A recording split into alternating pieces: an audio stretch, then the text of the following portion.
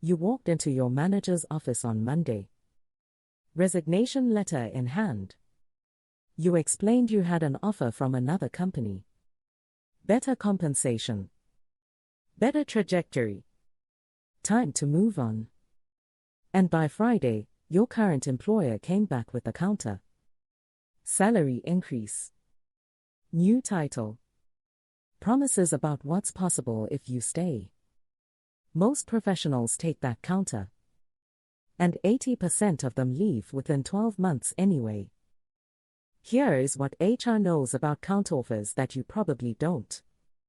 This is what the talent. Let me tell you what actually happens inside the organization the moment your manager learns you have an offer. Conversation 1. Manager to HR. Quick. Often, that same day. X is resigning. They have an offer from Y company. Can we counter? HR asks specific questions. What's the offer? What's X's comp ratio currently? What's their performance rating last cycle? What's the cost to replace them? Conversation 2. Manager to skip level. I need approval to counter X replacement cost is approximately $X. Counter would cost us $Y annualized. Y is less than Z. Approve. The skip level approves. Or doesn't. Often within 24 to 48 hours. And then the counteroffer is delivered to you with the framing that they wanted to keep you all along. Here is what that framing concealed. The counter wasn't about valuing you. The counter was about the math. And the math may not work in your favor longer than 12 months. The research on counteroffer acceptance has been consistent for decades. The numbers vary by study, but somewhere between 70 and 80% of professionals who accept counteroffers leave the company within 12 months anyway. Why? Reason 1. The underlying reasons didn't change. If you went looking for another role, you had reasons. The work. The manager. The trajectory. The culture. The pace. The recognition. A salary increase does not address any of those. And within a few months, the original reasons resurface. Stronger than before. Because now you know what else exists. Reason 2. The trust dynamic shifted. The moment you signaled you were leaving, you became a flight risk. HR systems flag former resignations. Even retained ones. Your manager knows you almost left. Your skip level knows you almost left. The next time strategic decisions are made, promotions, retention, investments, sensitive projects, you may not be at the top of the consideration list. Not because anyone is punishing you. Because your loyalty is now ambiguous. Reason 3. The next offer is harder to refuse. Once you've gone to market once and seen what's out there, the next time another offer arrives, the threshold for considering it has been lowered. The first job search is the hardest. Every subsequent search is easier.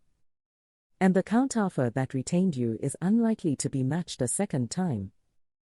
Reason 4. The relationship was changed permanently.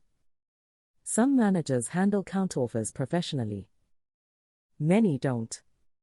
Even when nothing is said directly, the dynamic shifts. The conversations are slightly different. The investment is slightly less. The path forward is slightly narrower.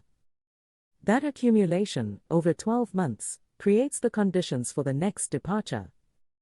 Counteroffers are not universally bad. There are specific situations where accepting makes strategic sense.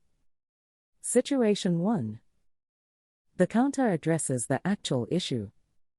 If your reason for leaving was specifically compensation, and the counter genuinely closes the gap to market, then the counter may have solved the problem. The key word is specifically. If compensation was one of several issues, a counter that addresses only the comp piece has not solved the underlying problem. Situation 2. The counter includes structural change. Not just more money. A new role. A different manager. A redefined scope. A clear promotion path with documented criteria. Structural changes can genuinely address the underlying issues that drove the search. Pure salary increases rarely do. Situation 3. The new offer was the leverage, not the destination. Some professionals search for another role specifically to surface what their current employer will do to retain them. If the underlying intent was to stay, and the counter validates that you should, the counter may have served its purpose. This is risky. But it is a legitimate strategic approach if executed honestly with yourself. And here are the situations where declining the counter is almost always the right call. 1. The counter only addresses compensation when compensation was not the primary driver. If you are leaving for trajectory, work content, manager relationship, or culture, a 15% salary increase will not change any of those. And in 11 months you'll be searching again. 2. The counter requires you to retract a commitment. If you've already verbally accepted the new role, reversing that commitment damages your professional reputation with the company you would have joined. That reputation carries. The professional world is smaller than it looks. 3. The counter creates a future expectation that you'll always entertain other offers to extract compensation. This frames you as a transactional professional from this point forward. That framing follows you internally. 4. The reasons that drove the search are structural and the counter cannot change them. The company's direction. The leadership team. The industry's trajectory. Salary cannot fix structural problems. Don't pretend it can. Most counteroffer decisions are made under pressure because the conversation is unexpected. The professional best prepared for a counter made the decision before they ever resigned. 3 questions to answer for yourself before you walk into the resignation conversation. Question 1. What would I need to see in a counter for it to genuinely change my decision? Be specific. With yourself. Salary alone? Probably not. Salary plus a new role? Maybe. Salary plus a new role plus a different manager? Possibly. Whatever your answer, write it down. Before the counter is offered. Question 2. What am I actually leaving? Not the company. Not the title. The specific things, work content, relationships, trajectory, that you have invested in. Naming them honestly helps you evaluate whether the counter recovers them or doesn't. Question 3. What does the new opportunity actually give me that staying doesn't? Specifically.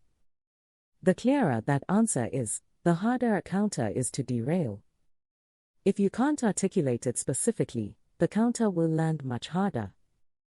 80% of counteroffer acceptances leave within 12 months anyway. The math is uncomfortable. The reasons are documented.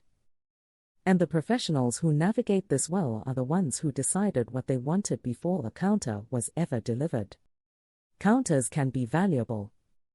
Counters can also be the trap that delays a decision you'll make in 11 months anyway from a weaker position. Before you walk into that resignation conversation, decide what would change your mind.